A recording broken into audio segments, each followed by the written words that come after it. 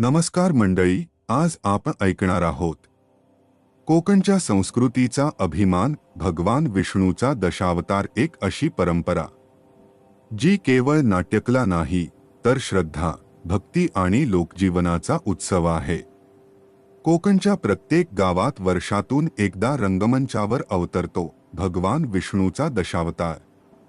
ही केवळ नाट्यकला नाही तर श्रद्धा, भक्ती आणि परंपरेचा उत्सव आहे। प्राचीन काळी कोकणातल्या लोकांना मनोरंजनाची साधने नव्हती, तेव्हा गावातील भक्तांनी ठरवलं आपणच भगवान विष्णूचे 10 अवतार रंगमंचावर आणूया।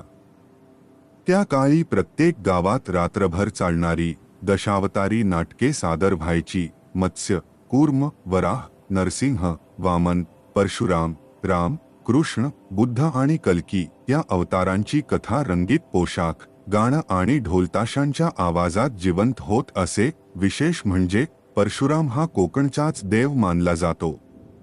म्हणतात की त्यांनी समुद्राला मागे हटवून कोकण भूमीची निर्मिती केली। म्हणून कोकणात दशावतार हे फक्त नाटक नाही, ते धर्म, इतिहास आणि लोकजीवनाचं प्रतीक आहे।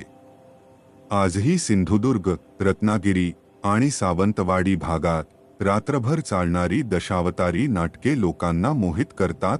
गावागावात कलाकार देवाच्या अवतारात रमतात आणि प्रेक्षक भक्तिभावाने ते नाटक पाहतात। दशावतार आपल्याला शिकवतो सत्कर्मानेच दुष्टावर विजय मिळतो। प्रत्येक युगात देव वेगवेगळ्या रूपात येतो, पण उद्देश एकच, धर्म आणि न्यायाचं रक्षण ही होती। कोकणातील दिव्य परंपरेची कथा दशावतार कोकण कथा। जर ही कथा आवडली असेल तर लाईक करा, शेअर करा आणि अशाच भक्तिमय कथा ऐकण्यासाठी चॅनेलला नक्की सबस्क्राईब करा। जय विष्णू, जय कोकण भूमी।